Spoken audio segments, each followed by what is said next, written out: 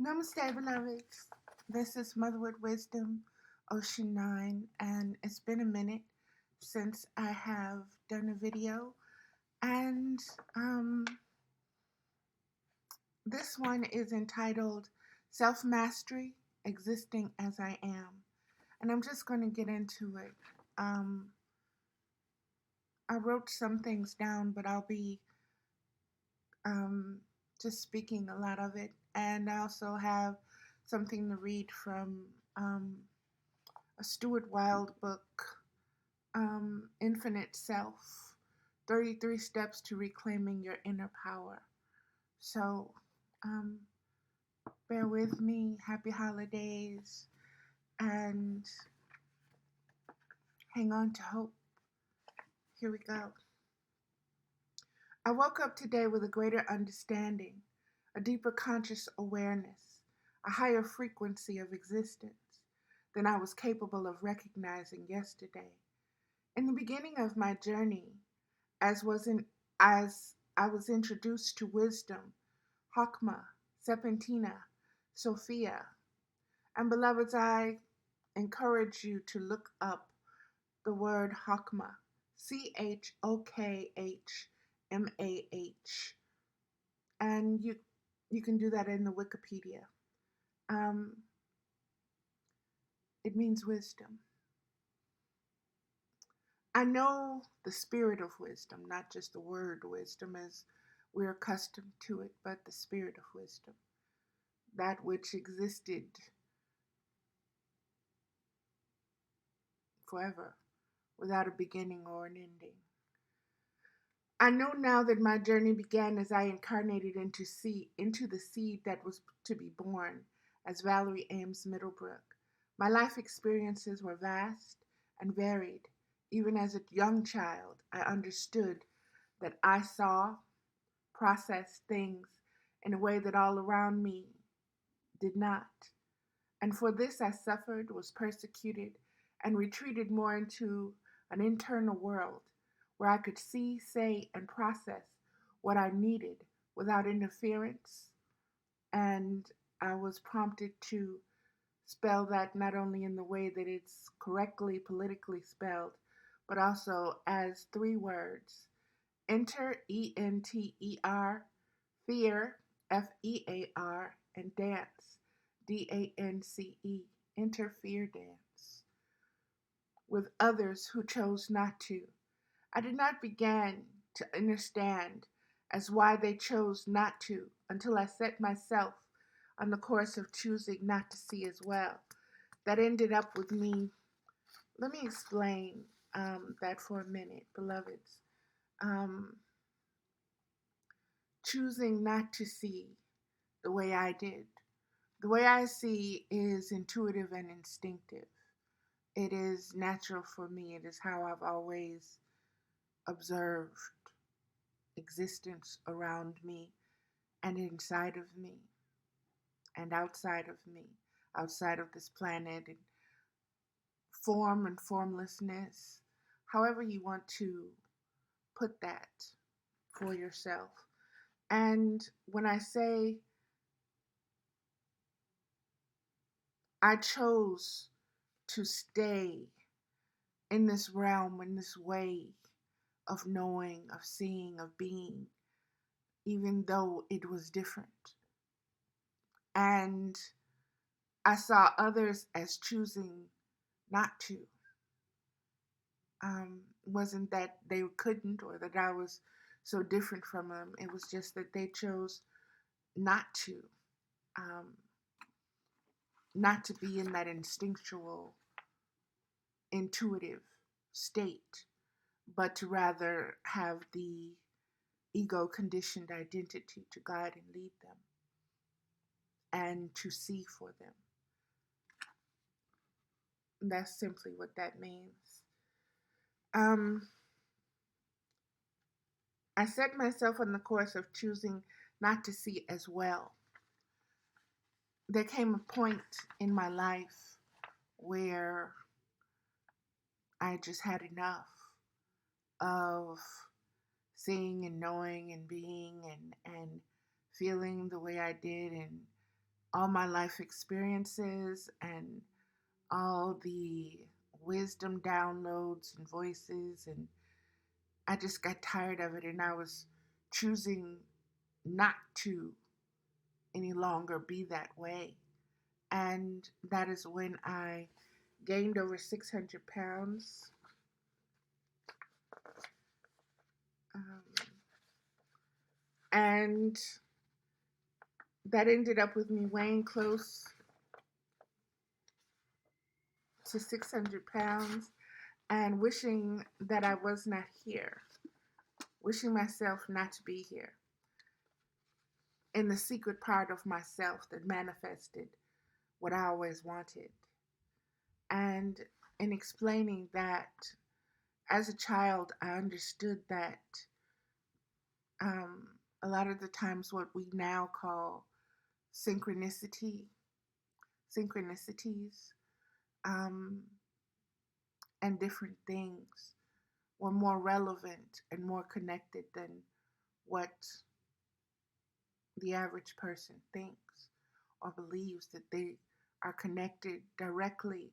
Synchronicities are manifested directly from our thoughts, beliefs, desires, words, feelings that we tell ourselves in our minds and in our hearts.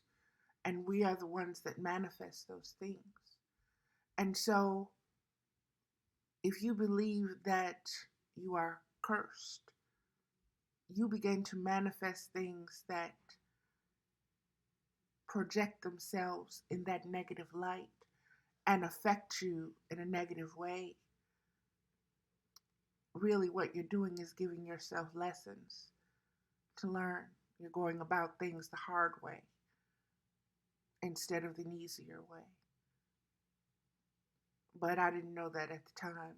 And it is what I chose. And 600 pounds, a lot of health complications, a lot of relationships lost forever, a lot of friendships lost, a lot of myself as the way I knew myself gone, um, simply because of the choice that I made not to be instinctual and intuitive any longer. Um, Let me keep going. In 1996, I moved to Wisconsin and my life began to change. I entered therapy as well as victim sexual assault therapy. Um, Before I moved to Wisconsin, I was in Detroit.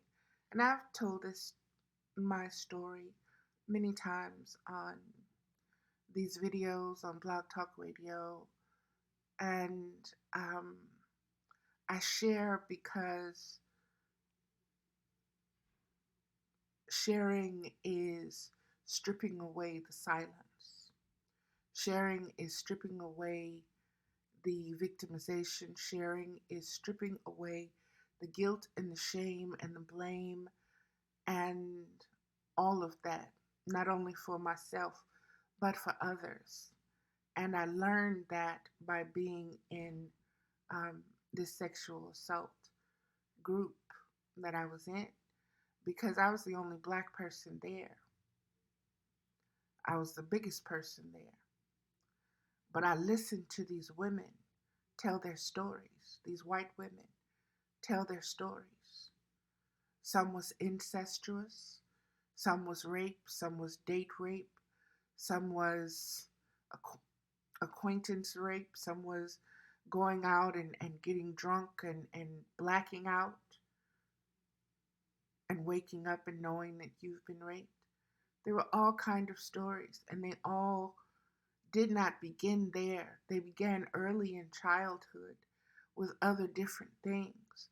And as I listened and as I observed these women's pain, all different ages, all different backgrounds, all different levels of education, but the same wound, the same woundedness, I began to understand that telling and sharing your story is very powerful. It's not only healing to you, but it allows healing for others. It gives birth to an honoring of existing and surviving that existence, doing what you need to, and now facing it and healing it, going into the deepest, darkest, bloodiest wounds, laying it bare so that it can heal before others.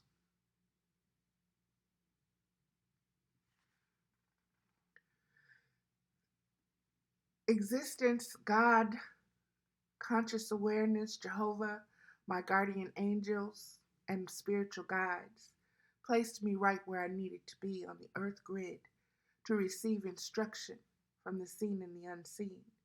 And I began to soak up the wisdom that was being shared, even when it scared me, and I refused it as being demonic, heathen, or occult.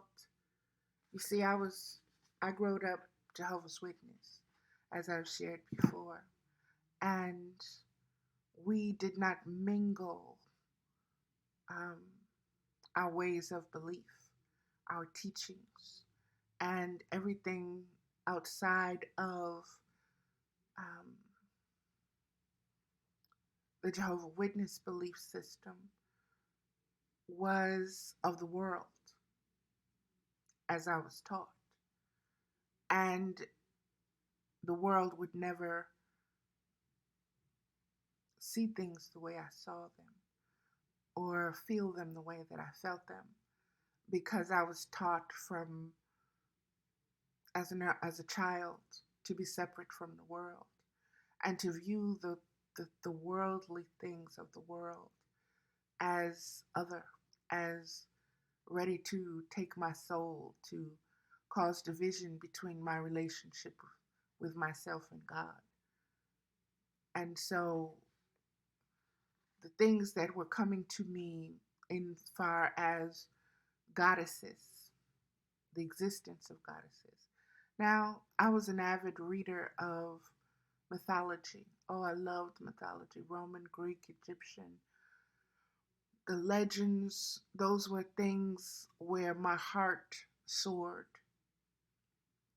But to tell me that these were actual beings, to tell me that the things and the feats and the things that they did and said actually happened, that was kind of different for me.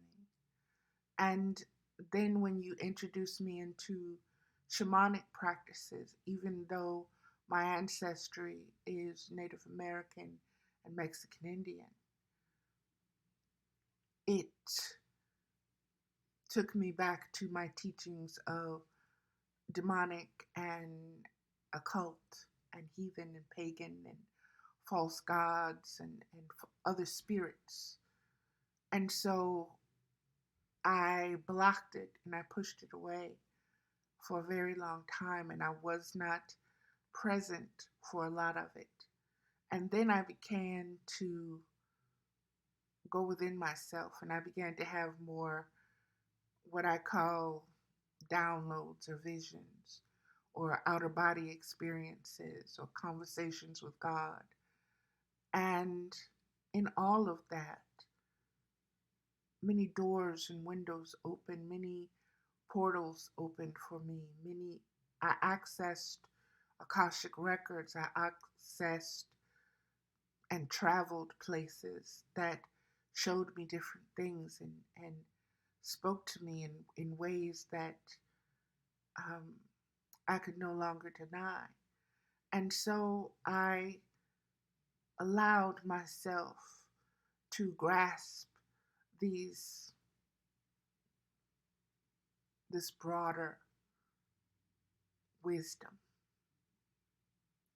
And I integrated it because it melded with my spirit. It was not different from me. It was not strange. it fit into everything that I had learned from the Bible as a Bible student, as a Jehovah's Witness. And I began to incorporate these things. It took me to the Hindu religion, the many of them.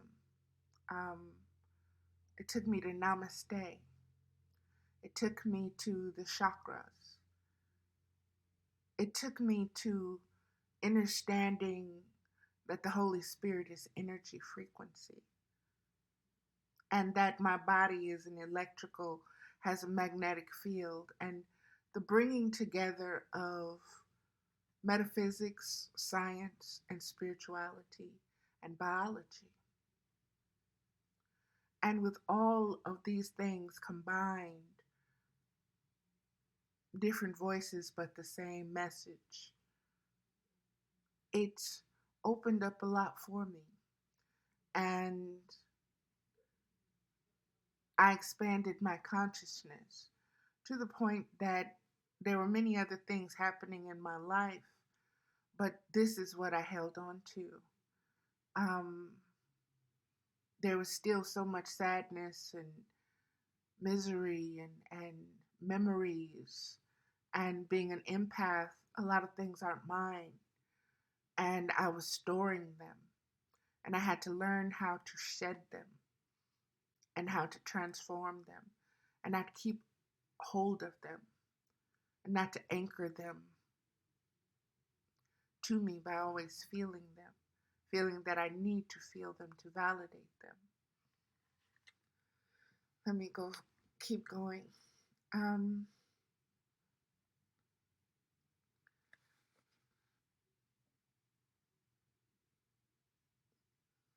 Let me start that sentence over again. Existence / God / conscious awareness / Jehovah / my guardian angels / my spirit guides placed me right where I needed to be on the earth grid to receive instruction from the seen and unseen. And I began to soak up the wisdom that was being shared, even when it scared me and I refused it as demonic or heathen or occult. But it only took on forms that were familiar to me and spoke in the spiritual language that was my truth as existence. And in my process of knowing how to exist, I hurt many. I was hurt by many. I pushed many away as I pushed myself into knowing, regardless of the consequences. This was my way of stepping out on faith. This was me offering the mustard seed. This was me throwing the mustard seeds into the winds of chaos to see what would take root, what would sprout, what would die, and what would grow. Hindsight, 2020, perfect sight, perfect hindsight. The end of a 24, add 2 plus 4 equals 6. Year, season, cycle, cipher. So from 1996 to 2020, that was my journey. And it was 24 years. And again, you can see what the symbolization is for the numbers 24, the number 2, the number 4, and then when you add 2 plus 4, it's 6. So 2, 4, and 6 all are intertwined into this equation of my journey through this time period.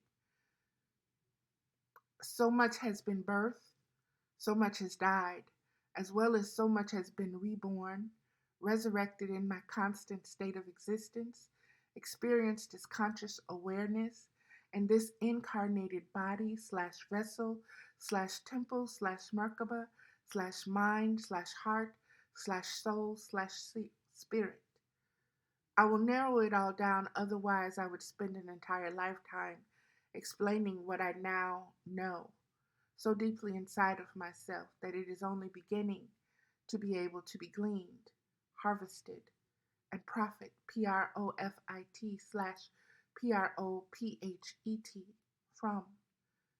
There are so many ways to say this, but I will try my best to find the best, simplest way, for I find that has worked best for me in most circumstances.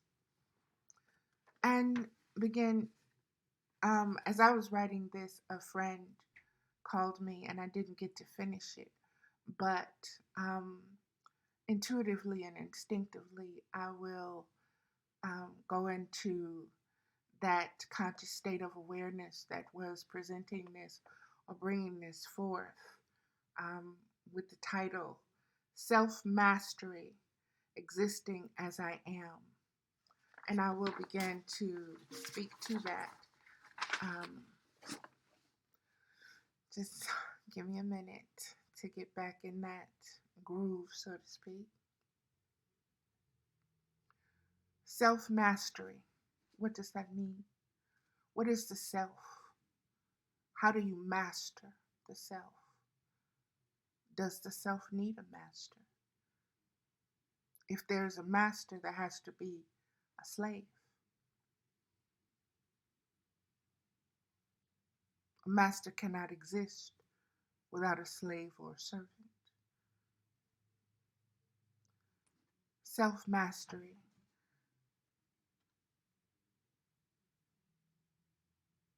I began sharing with you what I was reading, and it was about wisdom.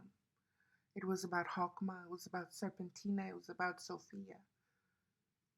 Those are the ancient words for wisdom.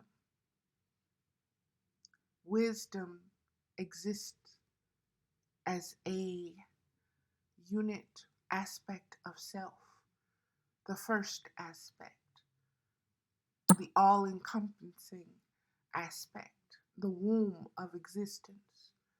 Wisdom is the womb of existence.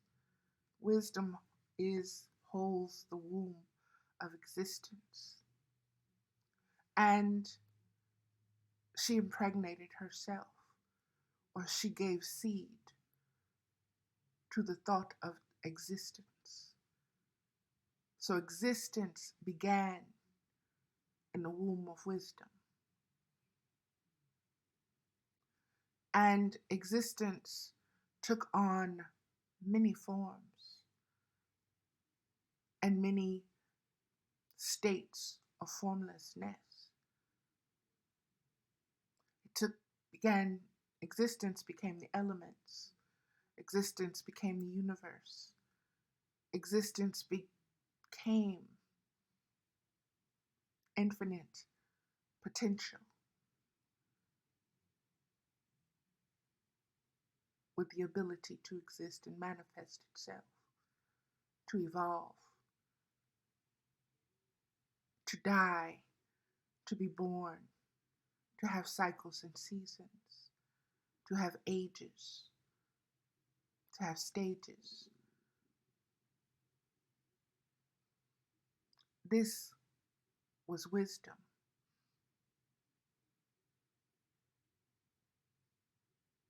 Looking at herself as existence, knowing herself as existence, the entire spectrum from light to dark, from good to bad, from up to down, from right to left, from male to female,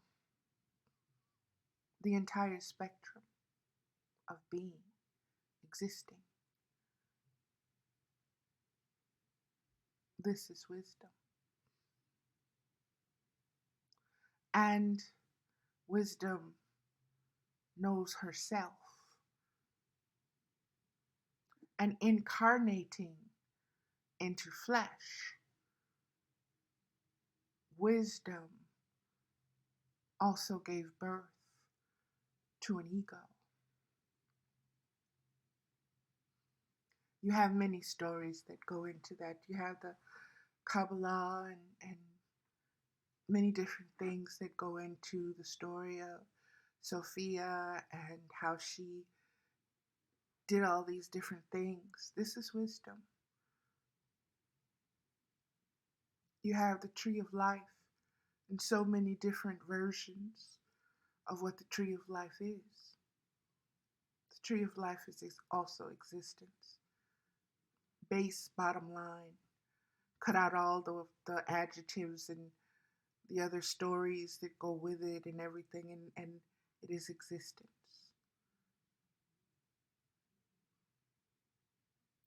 And when you come to the two trees in the garden, you have the tree of life and you have the tree of knowledge. The tree of life had angels protecting it. The tree of knowledge did not, and it was partaken from. And once it was partaken from, Eve and Adam entered into the land of Nod, unconscious awareness. They stepped outside of wisdom, and their ego became their masters. Their ego they became enslaved to their thoughts,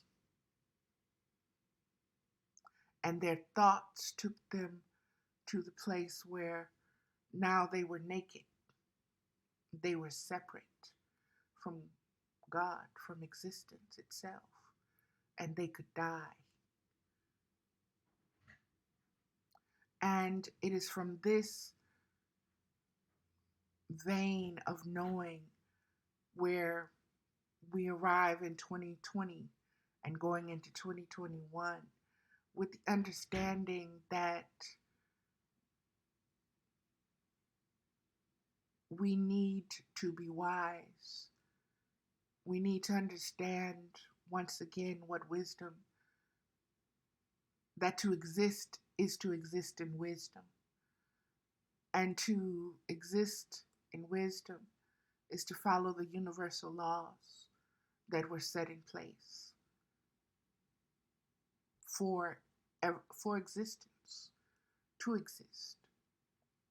To understand your existence is to understand and to follow and to know the universal laws and to apply them. And to understand that there is nothing that exists outside of you. Existence is existence. And through wisdom, it includes everything. Nothing is excluded. But there are ranges, there are frequencies, there are polar opposites, there are various degrees of knowing, manifesting, and being. And humanity has a long way to go. But humanity has come a very long way as well. And it is now time to live once again with the understanding as wisdom. And to do that involves self-mastery. And self-mastery requires discipline of the ego. The ego has to take the second seat, cannot sit in the driver's seat. The ego cannot sit in the heart space. The ego has to learn to serve wisdom instead of the other way around. See, we are enslaved now to our egos, to our identities, to our desires for fame and glory and to be validated, to be seen, to be known. But you're known outside of your true existence. You're known through your ego and through your ego's desires. And this is going to take a while for us to walk with this. this way of wisdom.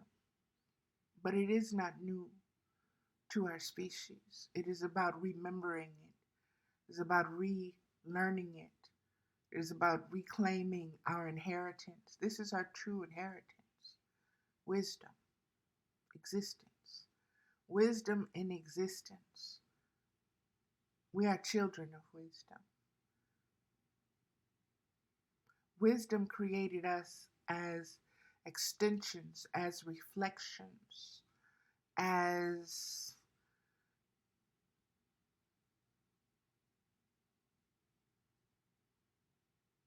examples of itself, from the highest to the lowest, in every form, seen and unseen, in every frequency that exists, even the white noise, even the silence and the solitude. There is so much that we have to re-examine and reimagine, and that comes from self-mastery. Everything that we're going through now, especially I live in the United States, so that's where I speak from, with Trump and the old boy network, that old guard, that's an old skin of a snake that has to be shed. And in shedding that old skin, a new skin emerges. And we have to get comfortable in that new skin, that new way of being and knowing and seeing ourselves and being aware of ourselves and sharing ourselves with others. It's going to take the relearning of non-judgment, and that non-judgment is surfacing in me as how can I say this? In just allowing things to be and allowing things to take their course and not trying to rush it, not trying to see at the end of it what it's going to be, what it's going to look like, not making it, but allowing it to manifest on its own, allowing it to give birth to itself, just as wisdom allowed us to exist in this existence. The thousands of years for the planets to realign, for this Aquarius age to come back into place, season, cycle, where the spiritual knowledge is being poured back into us. We're able to receive it consciously. We're able to hear it, know it, recognize it. So there's a lot that is going on, and it is a surrendering of the ego. It is a sacrificing of the ego, of your personal identity as something other, more in tune with the collective state of existence, the collective awareness of existence, the collective wisdom of existence expressing itself in all the ways that it's capable of to teach us. This is what unconditional love is. It's tough love. It's gentle love. It's tender. It's compassionate. It's violent. It's destructive. There is a gamut that you have to go through. And each of us will experience that gamut or that course, that obstacle course called life differently. but it is a marathon, and we pass the baton. We share. We share our stories. We don't get lost in the stories, but we share them as wisdom, as knowledge of good and bad, good and evil that is within us, that we are able to manifest in order to teach us about existence, that we mirror.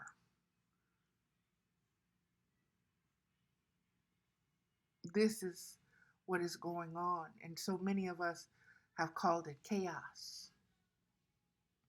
But it is only chaos because it is unknown and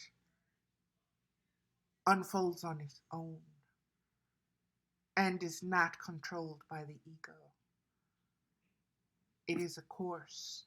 It is, just as I said, the Aquarian age is pouring spirit into, and we are receiving now. We have been in a drought, a spiritual drought, as far as conscious awareness. We've been reaching outside. We've been needing mediators to put our hand into God or give our prayers to God or connect us when we are already connected. We exist as connectors. That umbilical cord, that spiritual one, was never detached, never detaches.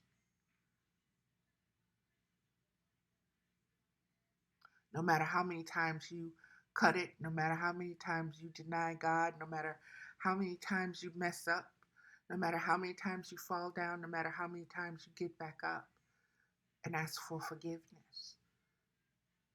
And forgiveness takes on such a different meaning now, because one of my lessons in the late 2020 going into 2021 um, is from the Lord's Prayer. Forgive me my trespasses against myself, as I forgive those that trespass against me. Forgive my trespasses, as I forgive those that trespass against me. How do you trespass against yourself? You trespass against yourself by denying your inheritance as a divine being. You deny and you trespass against yourself when you don't, when you are not consciously aware of yourself intuitively and instinctively, but rather you cling to your egoic identity instead of what you incarnated into this world as. You trespass against wisdom. You trespass against your own better judgment. You trespass against your own knowledge. You trespass against unconditional love by wanting and needing and clinging to conditional love, validation, fame, what someone else is going to think or say. You consider yourself less than. You're always seeking a master. You're always following.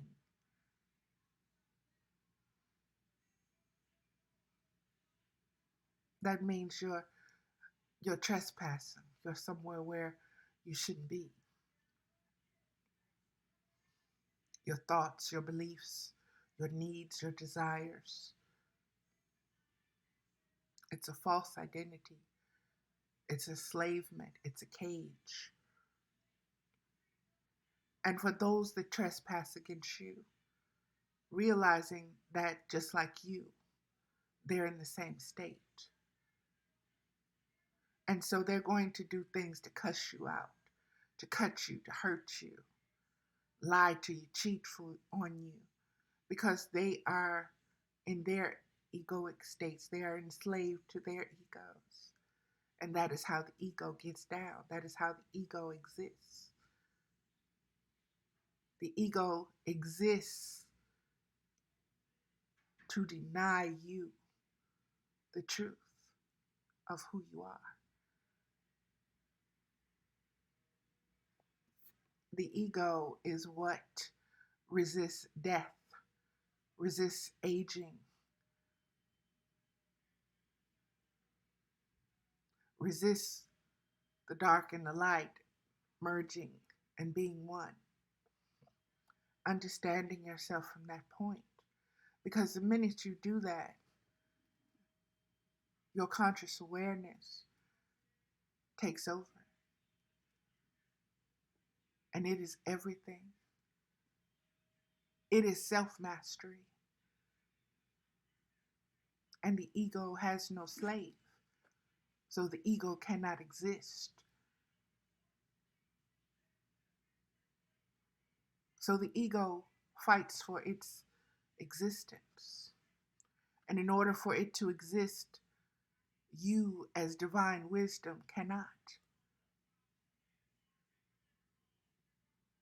So yeah, the minute you begin to serve your ego, you begin to die. And you get farther and farther away from your true existence, from life, from unconditional love. And your spirit hungers and starves and cries out for it. And you don't know what you're reaching for, what you're yearning for. And your ego tells you, oh, it's a man, or it's a donut, or it's a Krispy Kreme cake or something, or it's a pop, or it's a soda, or it's this dress, or it's this wig, girl. You get that wig and you'll be satisfied. It'll make you happy. You know you want to be happy. Everybody wants to be happy. No, the ego wants to be happy. Conscious awareness is wise enough to know that it is existence, and within it is the whole spectrum of bliss and misery. And it does not discriminate. It does not say this is this and that is that, and I just have to be one. No, it says I'm all of this. Wisdom says I am all of this. I am black, white, I am Asian, I am brown, I am Hispanic, I am girl, I am boy, I am trans, I am sun, I am moon, I am snow, I am fire. I am Saturn, I am Venus, I am Jupiter, I am Mars, I am Pluto. I am the wind, I am the rain, I am the sunshine, I am the green grass growing, I am the mud, I am the funk of the bogs, I am the worm and I am the ego, the eagle. I am all. And I do not need to separate myself and search for myself because I am all. Existence is all. That is the wisdom of existence. In me is everything that exists, seen and unseen, known and unknown. That is self mastery. Mastering your internal wisdom, the wisdom that caused you to incarnate into flesh and to be given a name and a mother and a beginning and an end and all of this. This is the self-mastery that I'm speaking of. And existing as I am, existing as I am, you have to realize that from the Christian perspective, when Moses was on the mountain and he was in front of the burning bush and he wanted to know, well, who are you? What is your name? That I may say that I've seen you and talked to you. What am I to call you? Who are you? What are you? And what was before him? That wisdom that was before him said, I am that. I am that. I am. I am that. I am existence. I am wisdom. That is what I am. I don't have a form. I've been called who knows how many names because there's never been a time when I did not exist. And there will never be a time when I will not exist. I am that. That is what I am.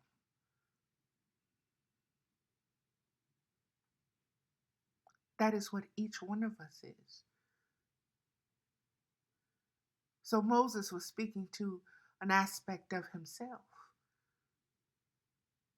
an earlier, wiser aspect of himself.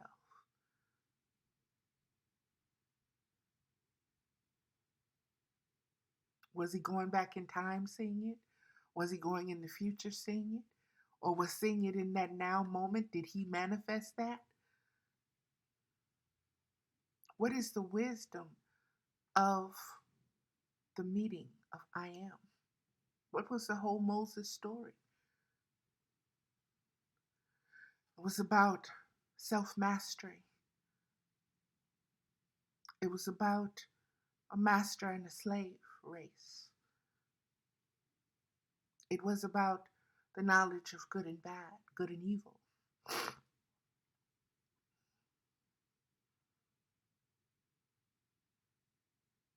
And it didn't start with just Moses. It started with Joseph and the coat of many colors, and started before that with Adam and Eve, and before that it started with Job.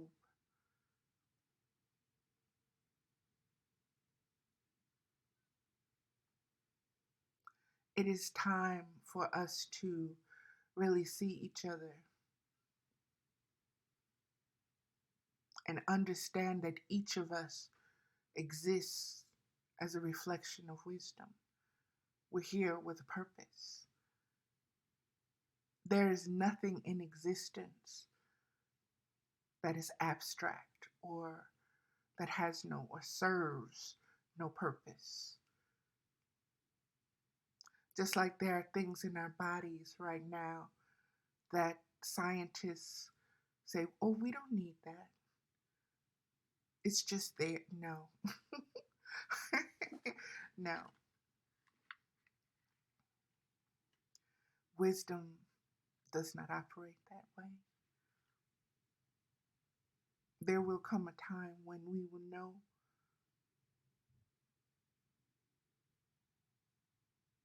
why certain things within us are dormant, certain things in our brain, we don't use all of it because we haven't found a way to think that will light up those portions with the amount of electric, spiritual, metaphysical thoughts that it takes to keep that area going.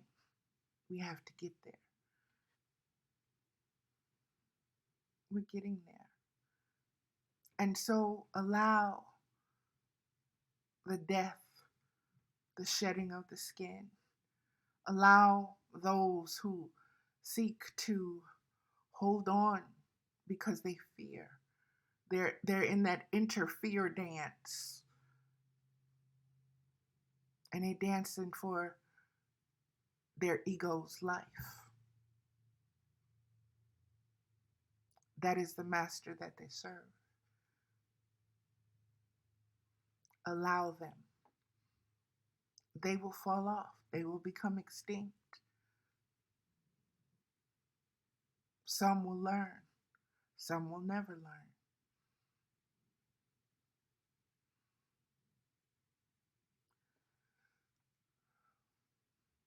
Self mastery. Keep working on yourself. Keep your conscious awareness as wisdom is home base. Home base is wisdom. Wisdom gave birth to existence. Your home base is that wisdom that is giving birth to your conscious awareness of your true self. And your ego identity, this name that you were born with, and your identity and your life experiences and all of these things are going to keep challenging wisdom for self-mastery. But wisdom is always going to win.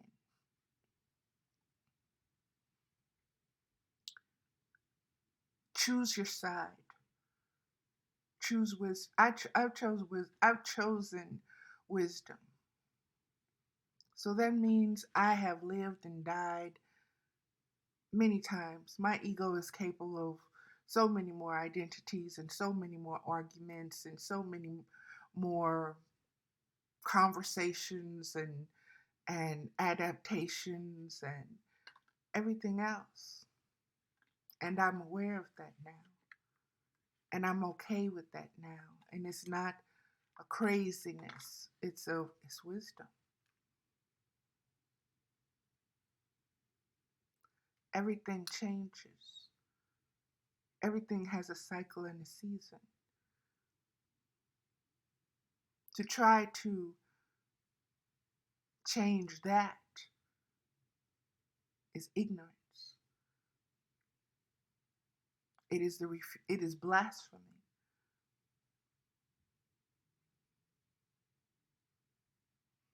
So, beloveds, this is the majority of what I wanted to share with you on this very auspicious day of December 26th, 2020, going forward. Once again, I will be doing my best to make more videos. It is a process for me. Um, it is a process for me because I'm continually in the process of overcoming my ego. And there are many victories and there are many defeats.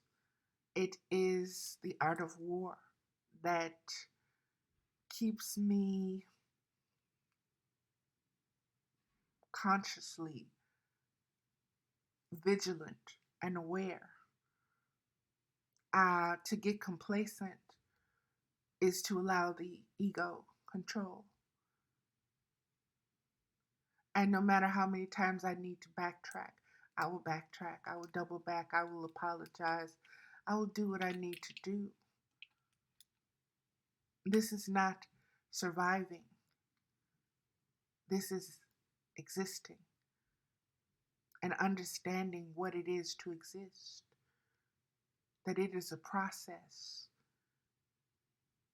and that this process requires vigilance and it requires a conscious commitment and a conscious awareness and a self-discipline. And it is serious. It requires a maturity, spiritual maturity, not an age, not a number. It requires you to understand what vastness is, to allow expansion, and to not be so focused on one step, but to know that the steps are endless. So don't get too happy just because you've gotten from one step to another, because there are many more. So that is going to do it for me, beloveds. And again, you can find me on Facebook, Valerie Ames. Um, Also, if you look for me on the World Wide Web, I'm Mother with Wisdom and Ocean 9. So, namaste, beloved. Seasonal blessings, seasonal greetings, and I love you all. Be blessed and be better than you were yesterday. Learn to love unconditionally and start with you.